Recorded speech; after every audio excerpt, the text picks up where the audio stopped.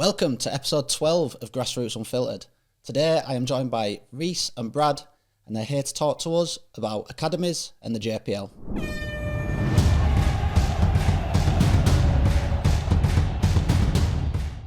Lads, thanks for joining me tonight. Thanks for having us. Really appreciate it. Again? Again. Brad, for the first time. Yep. How you Excited feeling? to be here, yeah. Good. Yeah, really excited to get going, so thanks for having us. And you two are the season partners We are. of Grassroots Unfiltered. Thank you for believing in Yeah, no problem. this been idea good. of mine. Really good. So today I want to talk to you about your academy, Next Gen FC. What made you start it? Yeah, I'll start on that one. So, for me, it were a long-term idea. I had a bit of a bad injury. I think we spoke about this a little bit before. 2020, I want to say 2020, maybe 2021. And then sort of coached to fill the void, and then realised that maybe I can take it that one step further and actually make a private academy where we do it regularly and not just a off-the-cuff one-on-one, one-to-one session. So, yeah, and then basically asked Brad, because I'd seen that he'd been doing a bit himself, one-to-ones, and thought, why not get him involved? And thankfully he said yeah. And a year later, just had a year anniversary. Just about to ask how long Yeah, you've been going, a year now. We are, yeah. Yeah, just over a year. Right. And how are you finding it, Brad? Yeah, brilliant. A little bit like Reece said, it was very much, he asked, he knew what he wanted, and he knew how, he'd already pre-planned it, like you said, a year in the making, wasn't it? Yeah. He asked me at first, and I thought, I've got quite a good thing going on here. I've got my one-to-ones going. I started like an introduction to football session on a Saturday for players that hadn't played before, but I never had in my mind like, I'm going to start an academy, or how would I even start an academy? Whereas Reece had that plan in his head now for what, best part of a year too. Well, yeah, I'd say more than that. It was a long-term goal, and I'd started sort of working at other JPL clubs to get an idea of how they run, what sort of stuff I would need to know, what sort of stuff I'd need to put myself through education-wise, coaching education-wise, to be able to set it up for myself. And then So what does it take then? What qualifications did you need? Was there any insurances, things like that? To be honest, it's less so about qualifications to get started and more so about experience and the know-how. We are now qualified, UEFA qualified coaches, but when we first had the idea, C, B. it's the C at the moment, yeah. But when we first started, we didn't have any of that. We had probably our level one. Yeah, and we had to do the safeguarding. And all that sort of First stuff there to aid. get to that level one. I just actually did my first aid again. Have you done it? last It's week. 2 years and it expires. Oh, Yeah. I'm probably due mine soon, to be fair. I think I need to change that. I think it used to be in person, didn't it? Yeah. But now it's all on your phone. If you do it on your phone, the website's not made for a phone either, is it? Right, So no, I've done it on mobile. computer Well, always that's anyway. the problem. We're almost like the UEFA C is now the old level 2 as such, isn't it? Yeah. Right. And now you're doing your first aid and your safeguarding, then your UEFA C, which I don't know how many more, maybe 5 years ago that wasn't the case. It was level 2. And then in the middle of that, UFC. there's your what's now the introduction to football, which is the old level one. So you do those two, the safeguarding and the what's the other one? First aid. And then you go on to your introduction to football and UEFA C. Right. And then the B, obviously. But How did you find doing them then? The C, because to be completely honest, the C, I went into it thinking that I'm probably not going to learn a lot here. Right. And I really did. I learned a lot and actually really enjoyed the course. So yeah, credit to the FA, because I really enjoyed the course after probably naively thinking that I'm going to go into this as a little bit of a box ticker, but I did actually really enjoy it. And I think a lot of sorry mate. I think a lot of grassroots coaches, they find the introduction to football not very helpful. I'd agree with that. Doesn't prepare you for coaching sessions, does it? Absolutely. I'd say the UFC probably, the introduction to football is a box ticker, in my opinion. It's one of them where if you want your C and you want to get your B licence and so forth, you've got to do the intro to football. But actually, really, you don't probably learn much. Probably for me and other learners that learn by doing, it's like it's more of a mental effort rather than a physical learning, if that makes sense. You're going online to tick a box, but then when you come out of it, you don't really remember any of it because it's not engaging, it's boring. But the UEFA C, because you go, you're actually there, practical, you're on the pitch, you're delivering sessions, and obviously we'd had plenty of experience before, so it were nice to be able to put that in front of FA coach course developers and see that what we've been doing is good, if that makes sense. Yeah, it's almost that reassurance, isn't it? That you're not just because we've obviously was running next gen prior to getting us UEFA C. So it was nice to sort of have that reassurance that what you are putting in place is correct and that's what you should be doing. So, like you said, it's more practical, it's more hands-on, and for me personally, I took so much more from that rather than just like swiping through slides and ticking boxes and answering 5 questions at the end, because them questions could be answered without even watching the videos. Exactly. They could. If you've got the knowledge anyway, it's common sense, a lot of it as well, isn't it? Yeah, I think Toffee, in our first episode, he was very complimentary about the sea as well. So I think if anyone out there is thinking about doing it, it's highly recommended. Yeah, absolutely. Again, doubling down on it, I thought I'd learned nothing, and I did. So yeah, definitely. If you're a coach, give it a go. Brilliant. Yeah. So what sets you apart from grassroots clubs then?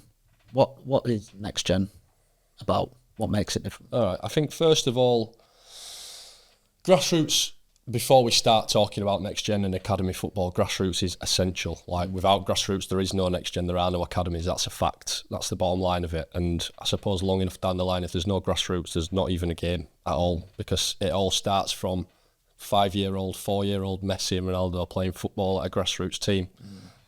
So, yeah, before I start rambling on about academy football and why we're important and what we do well, that's got to be said that that's necessary. I suppose the difference between academy football and grassroots football is that, I mean, you know yourself at Wibsey, you're a dad who likes to go coach. If Noah wasn't playing, would you still go coach? I'll be honest, probably not, no. It's one of those where it's dads going down and coaching players, which is great, but we separate ourselves by being qualified coaches, employing qualified coaches, and people who want to do it for a career more so than a hobby, if that makes sense, even though it's both. So I suppose that's the selling point between academy football and grassroots football, that it is like you're not forced to think about the session that you're doing through the day, because at the end of the day, you're not getting paid for it. You're doing it out of the goodness of your own heart. We're that level up where we really do care about it, to a point where we put a lot of effort in through the day, if that makes sense. I wouldn't say grassroots coaches don't care. No, absolutely not, no. I completely agree with you. You know, there's been weeks where I've been at work all week and it's slipped my mind to plan a session. Times like that, you know, I know that happens. But we do still care. But like you say, we only get an hour a week with them. Sometimes it ends up being about 50 minutes through the week, you know, changeover of other teams, or by the time they've done a little warm up, you've got 50 minutes to try and plan a session or do a session. And it doesn't always come off either. So sometimes you walk away thinking that's a wasted training session. So you guys, how many coaches have you got now? 6. 2, 6. 7. 6 including us. How many teams have you got then? We've got 4 official teams. One of them is a 10s and 11s hybrid team. They're playing a 10s and 11s hybrid league. Oh, right, okay. So we're very close to having a full 10s and 11s. So I suppose 5. Close to a 7s as well, actually. So we're getting there. And you don't play in the JPL at the minute, do you? You play in the Elite Development Series. We have applied for the JPL, but we thought it was valuable for us just to get playing, because we run these sessions on a Friday, and as valuable as they are, getting the boys to play together, it's vital, we thought, to get them actually playing a game rather than just training, because we've noticed, and you'll notice, the completely different players from a Tuesday night, training with their friends, doing all the things that they feel comfortable with, put them in an environment on a Saturday, and they've got random kids against them with a different mentality. They're like, So we thought it was really important for them to get used to playing with each other. So it's kind of fallen perfect on it, this EDS. It came at a great time, actually, didn't it? It came at a bang on time where we were sort of at a crossroads as to whether or not we started asking other academies for friendlies.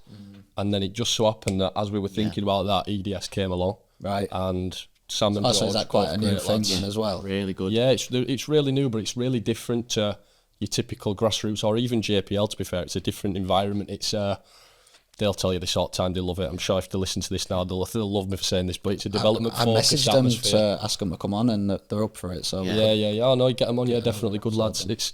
it's purely development focused. No one's bothered about results. The kids are, obviously, but from a coaching point of view, selfishly, we just want to see that what we're doing through the week is working on a Saturday.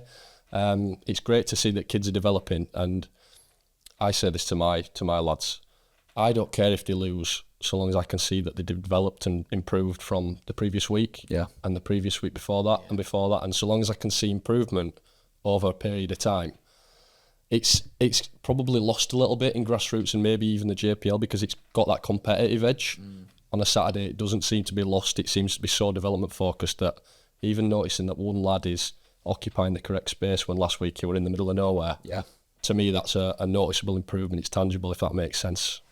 So do you find that the players who come to next gen, are they of a higher ability, or are they just grassroots players that then you mould into higher ability players? I'd say the 8s that I take, there was just grassroots players. Would you agree? I would say so. Yeah, I would never say they are absolutely up here compared to someone who's a bog standard grassroots player, if you like, who's just sort of entering grassroots level, or just starting playing football because they are 7 and 8 years old.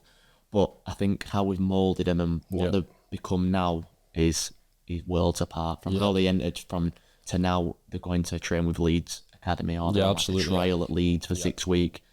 Maybe a year ago, that would have never been in our thoughts. No, so some of the players that have obviously. You probably are right in that most people that come, and there are the exceptions, but most people that come are of a sort of standard grassroots level, but then the coaching is what separates the two different sort of setups, if you like, in that after a year, the improvement has been massive, especially for your boys that you've had since the very start. They've come on really well. Do you find that then in training that all the kids are there ready to listen, ready to learn? Because I think sometimes in grassroots you'll get the kids that turn up that just want to mess about, which, fair enough, you're messing about with your mates, but at an academy setting, are they all there I actually ready think to learn? that's a great point. I actually think that's probably another separator in that we have, in the past, told people that they are no longer sort of welcome at the sessions, not because they're not good players, because they are, but we've turned them away and spoke to the parents, and that we've had to say, look, maybe this environment is not right for your lad. Right, okay. Because they are not able to listen and focus, and they're a great player, but actually with our coaching, we want them to be able to improve based on what they're telling them, if that makes sense. So if they're not listening, they're not going to get anything out of the session. We're not here to take people's money for no reason. If we can't do our job because they're not the right kind of person to receive the information, then go play grassroots. I almost kind of hone in on, we're not just trying to develop footballers, we're almost developing human beings. Absolutely, as well. yeah. Especially at the age that me personally is taking, 7 and 8 year old, you kind of, that respect that you're trying to teach them, the mannerisms, teamwork, exactly, things like that. Little things like, I might ask a player, how's your day been? And good. Oh, well, actually, why don't you ask how my day's been as well, kind of thing. And then maybe 3 weeks down the line, they're saying, oh, Brad, how's your day been? How are you? Are you okay? And you can just see that change in character. And you think, definitely. As much as development of football is our top priority, little things like that, you think, maybe I've been a bit of an involvement in changing how he now speaks to people, definitely communicates with others. So that's great, though. Yeah, I would just say there's more to it than football. As much as I find that important, when they're so young, we can kind of nurture them to be good human beings. Yeah, that's it. It's a massive part of coaching. Of course it is. A massive part of coaching. It's not like you say, it's not just about football, but these kids, they spend 2, 3, 4 hours with you every week. You are a massive influence on their life, so you have got a lot of say about how they are going to develop as people as well as footballers. So yeah, it's massively important. Yeah, definitely. And I very much, kind of like reiterate standards as well. And I haven't worked as much in grassroots football. When I was like 14, 15 years old, I helped out, but I haven't really been involved. But my style of coaching is, they know from the get-go, this is a standard you kind of, I expect. And if you set yourself these standards, then you're not going to go far wrong. I mentioned it in training. If one player thinks, today I'm going to be the player of the week, then his friend's going to think, no chance. I'm going to be the player of the week. Before you know it, you've got 10 players. They're just pushing each other, and that's how they're going to progress, aren't they? Yeah, absolutely. That's a good way of doing it. And definitely. Like that little incentive to train a bit harder, train better, and listen and things like that. Yeah, definitely. So these academies, they come with a cost, don't they? You don't have to say how much it costs for next gen, but you've kind of covered it. So how do you justify this to parents? How do you advertise it? What do you put out there to people? Do you know what? Ultimately, I think it comes down to, first of all, it's a separate product, grassroots and academy football, and we're all qualified and things like that. And that's I suppose, the justification in difference of cost. But the question is less, why does it cost so much, and more so, how much are you willing to put into your child's football development, if that makes sense? And we never force anyone to pay the prices. I think other academies will be the same, although I suppose comparatively we are cheap compared to some other JPL academies especially. But it's one of those where our retention is so good that actually parents must value what we do. Now, we always get the odd message and it's like, how much do you charge? And we'll tell them and we never hear back. But that's normal because not everyone wants to pay the prices, which is absolutely fine. They don't have to. But I think the retention that we've got especially speaks for itself in that the parents who are with us and have been with us from the start, the vast majority of them are still here. So they must think it's worth it. Yeah. And how many times do you train a week? It's twice a week. We've got one session on a Friday, and then we've got what we call Game IQ on a Thursday, which is an invite-only session. This, yeah. Yeah, well, just to get into it in a little bit of detail, it's not necessarily invite only the best players. It's invite only the players that we know will give us full focus and listen really well. Now, we've got 8 and 9 year olds there. We've got a 10-year-old maybe, but it's all young lads who are really willing to listen. Now, there are players that you might say who aren't invited or haven't been invited who are probably better ability-wise than some of them, but because they can't listen as well at this stage, they wouldn't benefit as much from the Game IQ session because we do go into a bit more detail, don't we? We break things down a little bit more than we might on a Friday. That way you're stopping the game. Yeah. On the goalkeeper. You sometimes see it, to be fair, don't you? But I try not to watch too much because I think it kind of puts a bit more pressure on me than as a coach than going to coach a grassroots team. And then I kind of think, well, if they're doing that, my lads should be able to do that. They're 2-3 years older. Do you mean from like a coaching point of view, or what you'd expect your players to be able to do? Well, I expect my players to be able to do. Right, okay, I'm going to say. In terms of their footballing brain, might not be up to what I expect or what I think they should be. Some of them probably have no interest in football outside of their grassroots team, so it's different, isn't it? I don't pretend not to compare. I just kind of focus on my team, our team, Dylan's team, and go from there. But I see what you do, and I think it's good, really, really good. And I've never, with my Noah, we've never experienced academy football setting apart from his trials. But so I can't really have too much to say on it. I don't really know what it's about. I will say our Game IQ are completely different to how his Friday sessions look. Yes. Just because the Game IQ is very much in the name, it's very game based. So the structure of the session is ball mastery, that's a priority. Well, introduction game first, isn't it? Yeah. Get them kind of just in amongst the game straight away, like it's Game IQ. Get them straight in the game, even while we're setting up. Yeah. And then ball mastery, it's so important. Massively important. So much. At that age as well. Especially. All at the feet is just vital. Like that's what they need. They need to be comfortable on the ball, escape places, and know what to do in certain areas. So we focus on that, and then it's really straight into the game, isn't it? Yeah. And we just kind of small squares on a certain pitch. This is where you would be on the pitch to use this. Yeah. This is what you should do. Let's do it, and then take it into the game. So we work in kind of quadrants, if you like. Okay. If you're in a defensive area, maybe use this. When you're in the attacking area, a bit more in depth, of course. But it's very much pinpointing certain things. This is exactly why it's invite only session for people who are willing to listen, because the detail that we give is not. It's not really. It's probably not normal to give that to an 8 and 9 year old kid, because a lot of 8 and 9 year old kids will drift off and they would be like, they're not bothered to hear it. They just want to play football, which is great. We love playing football as well. Do you know what I mean? That's what we've done all of our lives. And actually, if I take myself back to that age, I wouldn't react to our game IQ sessions the way that they do, because they are, the detail that they can take on board for 8 and 9-year-old kids is unbelievable. They almost hang off as every word. Though. Yeah. Like you can see this lesson. They're trying so hard to implement what we're saying into their game constantly, and it's really good to see. But we're very much keen on don't force it. Yeah. But we're trying to show you it, because if you can consistently repeat something, naturally, I personally think in a game, your body will just get used to it. And you'll just perform it, and then repetition, and it comes naturally then, doesn't it? But that ball mastery stuff with plenty of touches and just being confident on the ball, that's like, if you've got that technical part of your game when you're 8 and 9-year-old, the tactical stuff can come later. Yeah. But yeah, that's like what we do on a Thursday, and those kids react to it. Yeah. It's very similar to what Jamie Walker said. He, master the basics, ball mastery, touch, things like that. If you master that, then everything, like you've just said, then everything else follows, doesn't it? Yeah. 100%. Do you think football is becoming pay to play, pay to develop? No, not necessarily, because grassroots football is and will always be a thing.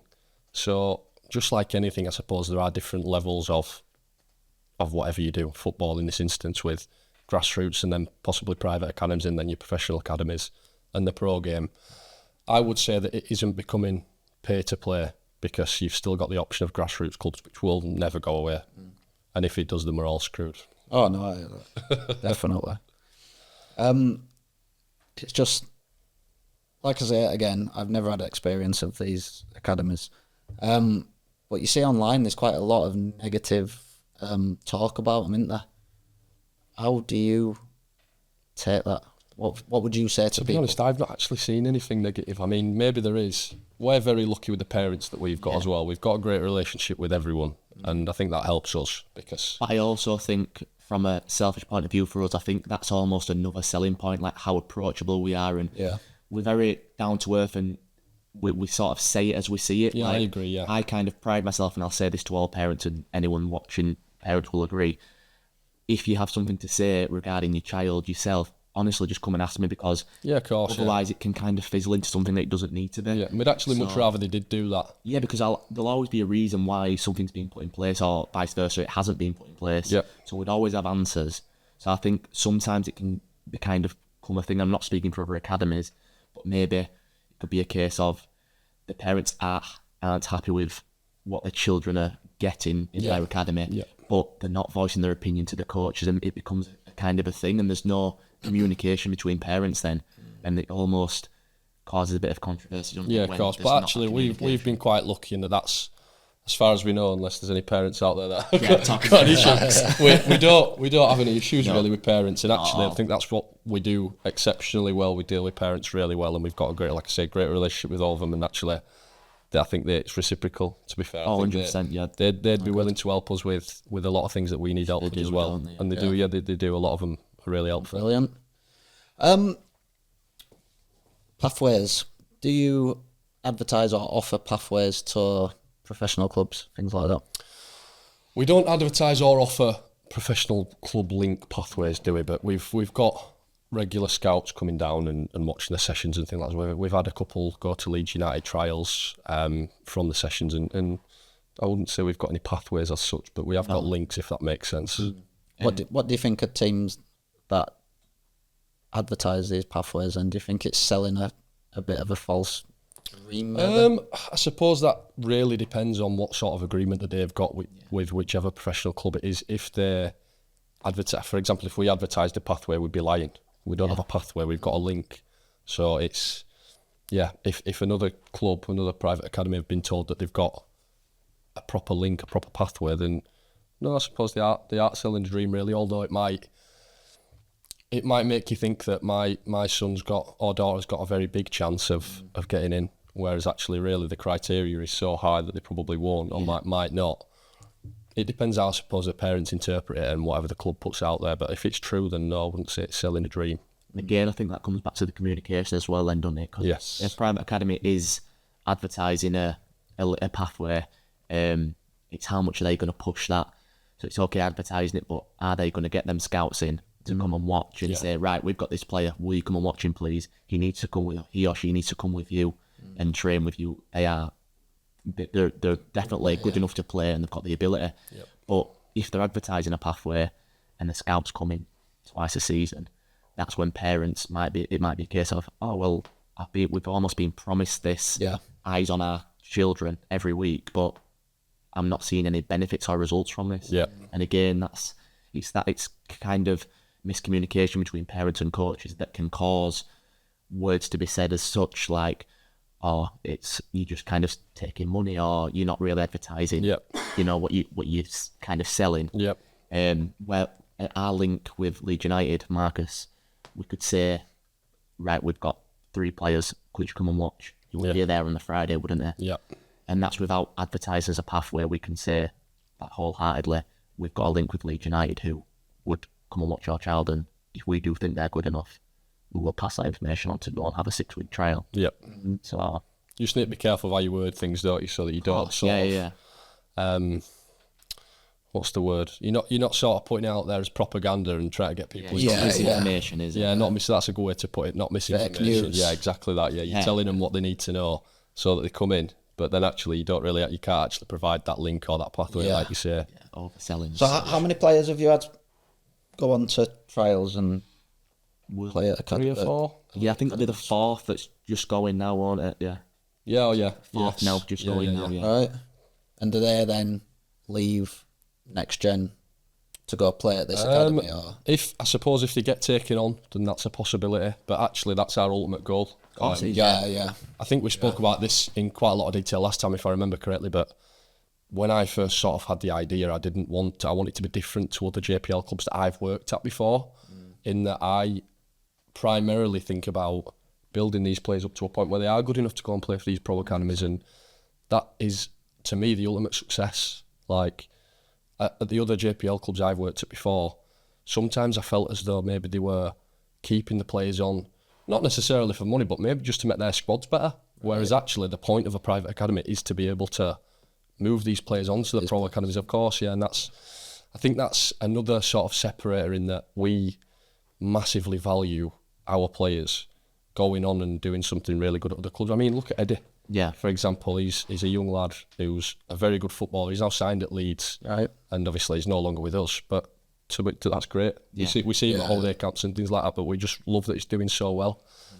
Shows you've done a good job with him as well. Yeah, listen, it's not just us by any stretch. No. He was very, very good before, but it's still nice to see one of our own going on and doing, great things in junior football, pro academies and things like that. We had I had a parent message. There was another boy that had a trial at Leeds United, and she messaged me, and I know she won't mind me saying this, but she was almost saying, oh, we don't really want him to go to Leeds because he misses next gen training. It was only a 6-week trial, but it was every Friday when we trained, and she's like, he's going to miss it so much, our training.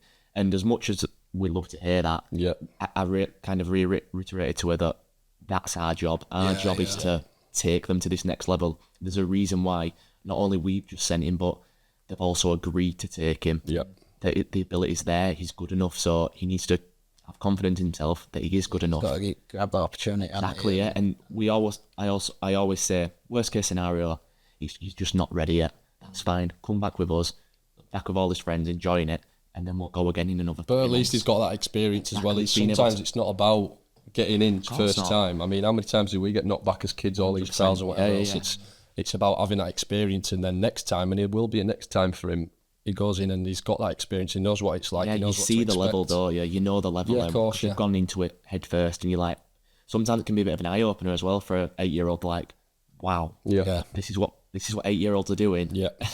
But depending on the player you are, some people might go into the shell and think, actually, I'm not good enough. But what we try to promote is, you know what, if I don't get accepted this time, when I come back, I'll be just as good as the rest of you guys, and that's ultimately what we're trying to do, make our players confident enough to do that. Absolutely. It's class, that. Absolutely class. So what do you say to parents then when they bring their child to sign up? What advice do you give them? Do you give them any pointers? Ollie, that's a broad one. That I suppose it just depends on what they're after, what session they've come to, minis or Fridays or whatever it is. And I mean, it massively depends on what they're after from us. I suppose we've got the plan that we just sort of provide sessions, but then the EDS is actually an optional add-on. So I suppose we'd ask them if they wanted to participate in that. But yeah, apart from that, it's not generic. It's not sort of a one size fits all answer. Really, it depends on who they are. If we think that the environment's right for them, and we have been known to almost say, look, maybe this environment isn't right at this time for your young player. Bring them back in 6 months after a little bit of grassroots experience, and we'll try again, because we offer a free trial, which for the most part it's just a free session as opposed to a trial, but it is also an opportunity for us to see of course it is, if the environment's right for these kids, and sometimes in rare occasions it hasn't been. And it is probably better off for the kid to go and play. Is it just a one evening trial? Just one trial, just one Friday session, to see if it's the right fit for all of us. And I think that's the main thing in it for all of us. All of us, yeah. As a coach, you might be thinking, maybe they're not that level yet, so are they going to kind of regress from being with these children that are really high ability? It can hit people's confidence. Of course it can, yeah. They can almost get lost in the surroundings. Or for them, is it an attention thing? They might have the ability, but there's no way they're taking things on board, or they really struggle to keep these standards that we speak about, which can be worked on. That's not the be all and end all, but you can almost just gauge where they're at, whether that's ability or or a mentality thing. Sometimes what we'll do as well is we'll take a young player on after a session, even though we might have noticed that they're maybe not quite at the level, or maybe they're not quite there attention span wise, but then maybe tell the parents and have a conversation with them, depending on the age of the young player, have a conversation with them as well, and advise them what they can do a little bit better in training. And then maybe 6 weeks, 8 weeks later or something like that, we'll then sort of say, look, maybe it's not the right environment at this time. It's not usually just a one session and done. That's quite rare. Although we have been known to do that, but we make sure that whatever decision we make, it is the right one, if that makes sense. We don't just do it on a whim. We don't like to just say to parents, no, you didn't pass the trial, don't come back next week. You know what I mean? We'll give them a whole sort of well-rounded answer, and a decision based on basically everything that we've just spoke about. Is it right for everyone? So how do you manage parents' expectations? Say if they've got really high expectations, they think their child's going to be the next Ronaldo, next Messi. Yeah. What would you say to them? To be honest, the way that we are as coaches and the way that our environment is on a Friday is such that even though we are massively development focused and ultimately that is our job, we also have created a really relaxed atmosphere where kids actually really enjoy playing football. So if we did, and luckily touch wood we haven't yet, had a parent that is really strict and sometimes even too keen on solely player development without caring at all about how the player feels, we'd probably push back on that and say, look, at the end of the day, he's 9. He's playing football because he loves it, and it just so happens that he's good at it as well. But now's not the time to really hammer him. His development comes first, but he'll stop developing altogether if he doesn't enjoy football. Yeah. So I think that's probably, like I say, we've not actually been in that situation, but probably how we'd handle it. Maybe just sort of put it into perspective that actually, yeah, he's really good, but just let him keep enjoying his football and let us do our job, if that makes sense. Do you think some parents take their kids to these academies because it helps their ego? It makes them feel like their child's elite. That's not something I've really ever thought about, to be fair. No. I almost see it as when I was younger, there was none of these academies, private academies as such. It was very much you're at a pro academy or your grassroots. Yeah. So I think now, because there's so much more out there, there's one-to-ones, there's these private academies, it's just that next step from grassroots, because like Reece mentioned earlier, without grassroots we'd be stuffed. So if you want for the parents running these grassroots teams, then we wouldn't have any players anyway. Yeah. But we can kind of say that we don't go and poach the best players at grassroots. They voluntarily come to us, don't they? Yeah. So I think the players that we do have almost just kind of develop from us. So I don't think parents think, oh, they're going to be this top level now. I think, oh, they've gone to grassroots. Our next step is a private academy, and we've seen that they might have links or pathways can we get them to the pro leagues, if you like? So just taking a step away from next gen, and I understand parents, they know their child, they know if they want to play at a higher level or things like that. But in terms of like social media, things like that, parents running kids' Instagram pages, TikTok pages of these kids doing all these tricks and things like that, is that damaging kids' football and taking the love out of the game as such? I would say no. I'd say absolutely not, to be honest. I'd say actually probably quite the opposite, in that if you're looking at it from the point of view of the kids whose Instagram pages are being run by parents, then great, they're almost building a brand for themselves at a young age, which is going to be good for them when they eventually do get older. It's going to be a motivator for them to want to keep playing, most likely. And I suppose on the flip side, if you're looking at it from a consumer's point of view, an audience's point of view, young kids watching these Instagram accounts, they're going to be inspired, possibly. Yeah. So I actually think it's probably a good thing as opposed to a bad thing. I think the world's changing now, isn't it? Definitely, yeah. There was social media would go on and on about it and go on about it for anything, but that's just the way the world is now. The kids see these skills, and I remember when I was younger, Mum, will you come and watch me do this? Whereas now it's, really, will you film me do this? Yeah. I just think the world's changing now, and you can take it as a positive and a negative. It might be a case of seeing your progression in 2 years. Yeah. I do see it as a positive, but it is just the world we live in now with technology and social media, and there's cameras, and I don't know if you've seen the trackers for your boots now. All our players wear those. You can always go too far, can't you? What do you mean they've got trackers? So they're like bootstrap. There's a name for them, but we've got a couple of players that track steps, how many touches they've had on the ball, how fast they've run, how far they've run. I've not actually seen this. Yeah. That is mad. I'll have to get the name after, but they literally just put them over the boots. And it tracks everything through your phone. It's just crazy. Mental, isn't it? 8-year-old, and you're like, and I get it, because children do sometimes genuinely want to see how in depth they go with the stats is up to them. But they see these players with the GPS vests on, don't they? Thinking, well, if I can have a GPS, can I have one of my boots, Dad? Oh, Mum. So that's mental, isn't it? That's the world's gone crazy. That's mental. That's mental. I like it though. That. Yeah. 8-year-old. 8-year-old in the prop. Heat map. You'll have to get the one for heat map being his net. In his box. So what's next for next gen? Have you got planned? You could. Have you got another 5-6 hours? We've got a few more minutes. Honestly, there's loads. We want to.